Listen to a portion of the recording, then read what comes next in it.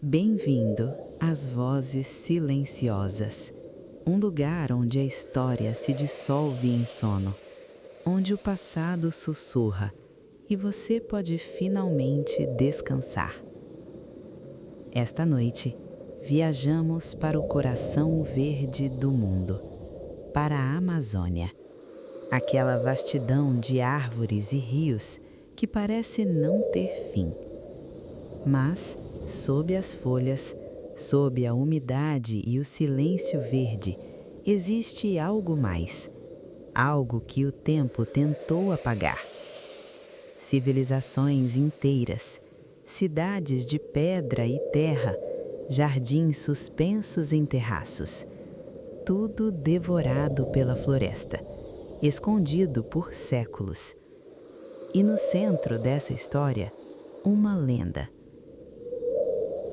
Os povos tupi falavam de Paititi, a cidade escondida, protegida pela própria floresta, onde o sol poente fazia as paredes de pedra brilharem como se fossem feitas de ouro líquido.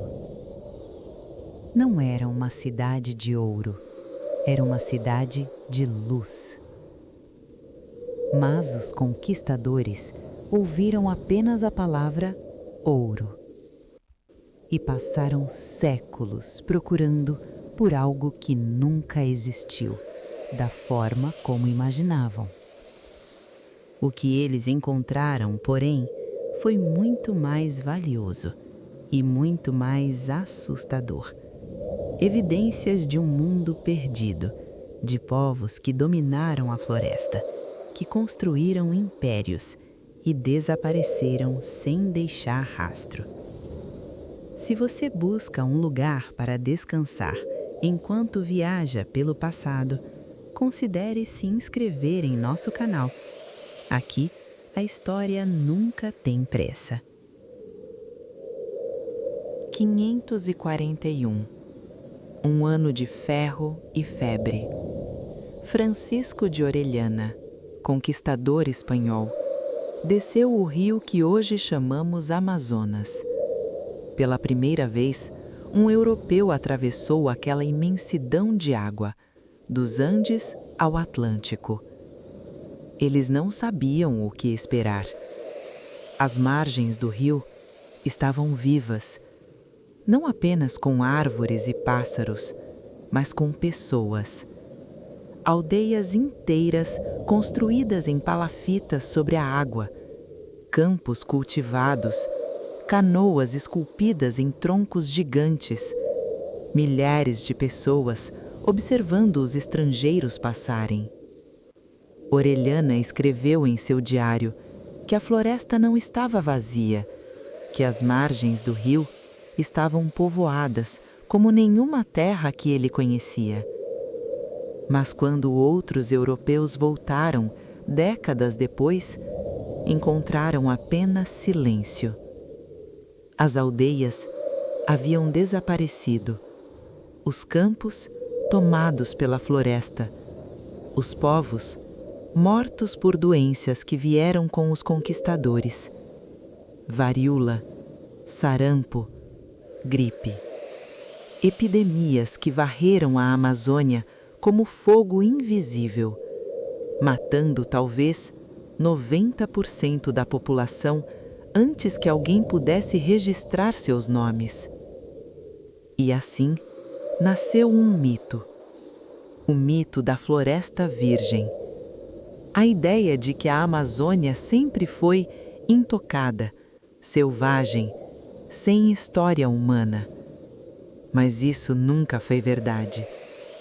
A floresta tinha sido moldada por milhares de anos, por mãos humanas.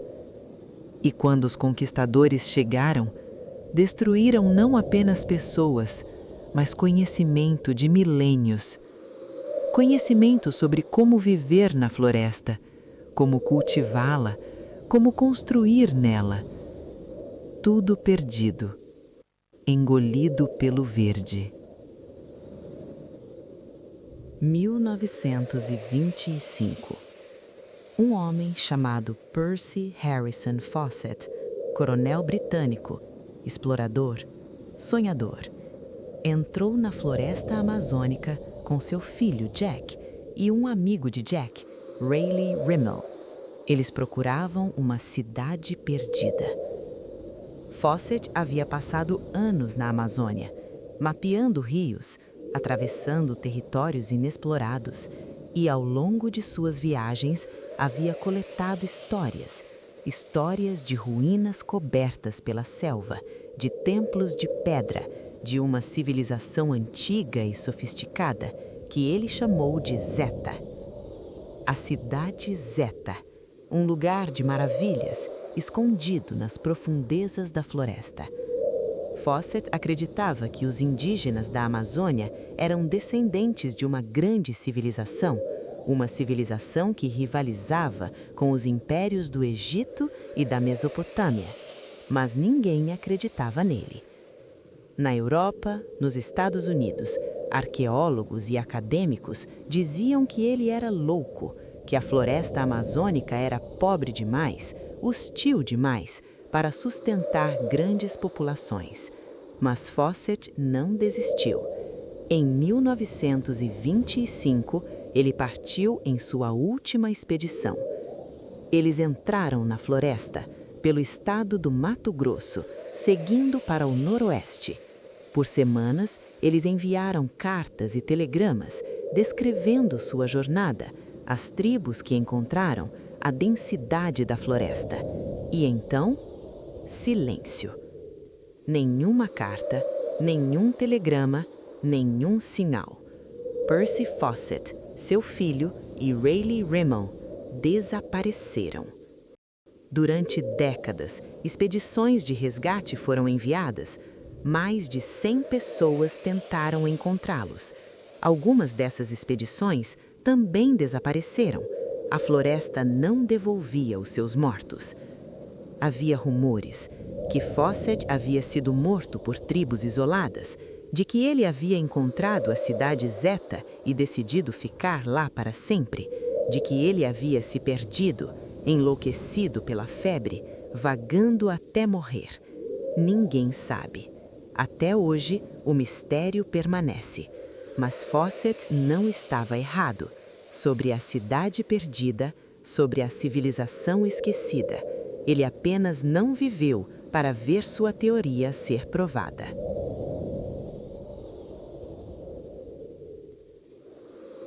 Décadas depois, os Kalapalos, um povo do Alto Xingu, contaram uma história sobre 3 homens brancos que chegaram à sua aldeia no tempo das chuvas. Eles pediram ajuda para seguir para o leste, mas os anciãos alertaram que não deveriam. Além das montanhas, viviam espíritos que não perdoavam intrusos. Os homens não ouviram, seguiram em frente e nunca mais foram vistos.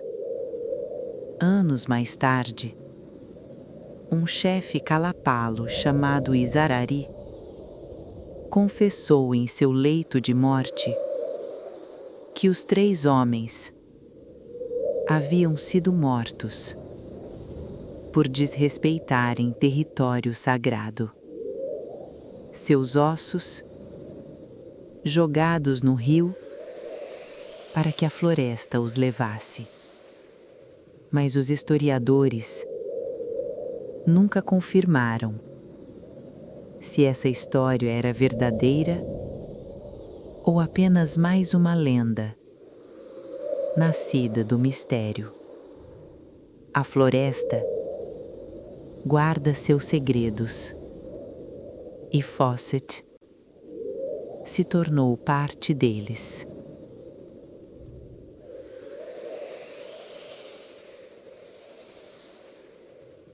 2010. 85 anos depois do desaparecimento de Fawcett. Uma nova geração de arqueólogos voltou à Amazônia. Mas desta vez, eles não caminharam pela floresta.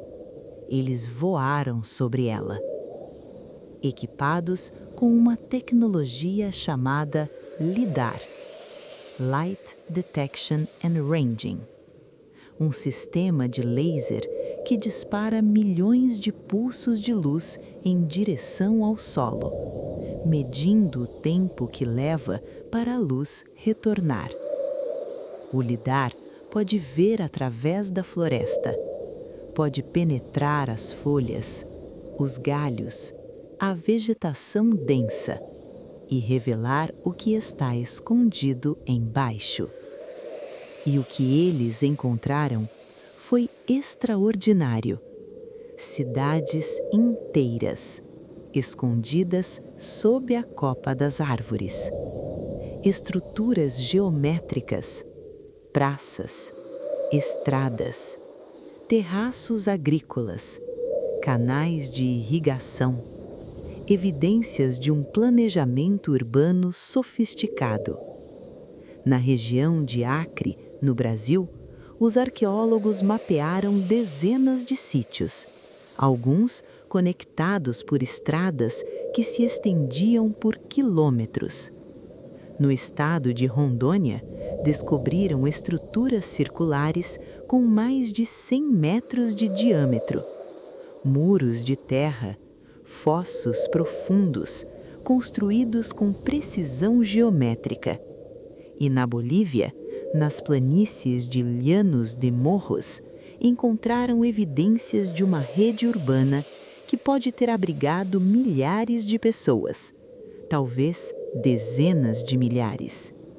A tecnologia LIDAR estava revelando algo que os arqueólogos há muito suspeitavam, mas que nunca conseguiram provar. A Amazônia pré-colombiana não era uma floresta virgem, era um jardim criado e mantido por milhões de pessoas ao longo de milênios. E quando essas pessoas desapareceram, a floresta simplesmente reclamou seu território, cobrindo tudo com seu manto verde. Se esta jornada pelo passado está ajudando você a descansar, considere deixar um like silencioso. Ele nos ajuda a continuar trazendo histórias esquecidas para noites de insônia. Geoglifos, desenhos gigantescos, esculpidos na terra, círculos perfeitos, quadrados, hexágonos. Algumas dessas formas têm 300 metros de diâmetro, grande demais para serem vistas do chão, só visíveis do céu. No estado do Acre, foram descobertos mais de 400 geoglifos, construídos entre 1000 anos antes de Cristo e 1500 depois de Cristo. Por que foram construídos, ninguém sabe ao certo. Os anciãos do Acre contam uma história antiga. Antes de seus avós, antes dos avós de seus avós, viviam os primeiros povos, aqueles que conversavam com o céu. Eles desenhavam na terra o que viam nas estrelas, círculos para a lua cheia, quadrados para as 4 direções do vento. Cada forma era uma porta entre o mundo dos vivos e o mundo dos espíritos. Quando alguém morria, a alma caminhava pelos desenhos, seguindo as linhas como um mapa para o céu. E quando a floresta cresceu sobre eles, os desenhos desapareceram, mas as almas ainda sabem o caminho.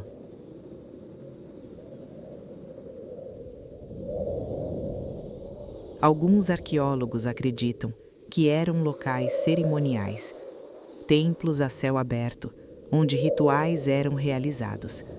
Outros sugerem que eram marcadores astronômicos, calendários de pedra e terra, alinhados com o movimento das estrelas. Mas o que sabemos com certeza é que construir essas estruturas exigiu trabalho coordenado, milhares de horas de labor, planejamento, conhecimento matemático. E isso contradiz completamente a antiga visão da Amazônia como um lugar de pequenas tribos nômades. E então, há a Terra Preta de Índio, um solo extremamente fértil, rico em carbono, criado artificialmente. O solo natural da Amazônia é pobre em nutrientes. A chuva constante lava os minerais, tornando a terra vermelha e ácida.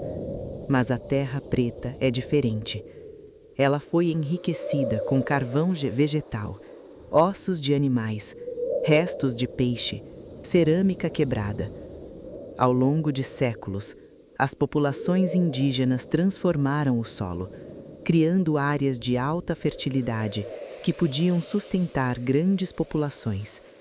Estimativas sugerem que entre 8 e 10 milhões de pessoas viviam na Amazônia antes da chegada dos europeus. Eles cultivavam mandioca, milho, batata doce, domesticaram árvores frutíferas, pupunha, castanha do Pará, açaí. A floresta amazônica, tal como a conhecemos hoje, é em parte um artefato humano, uma floresta cultivada, moldada por gerações. E quando essas civilizações desapareceram, levadas pelas doenças europeias, a floresta não retornou ao seu estado natural, porque ela nunca havia sido totalmente natural. Ela cresceu sobre os jardins, sobre as cidades, sobre os campos, transformando a história em mistério.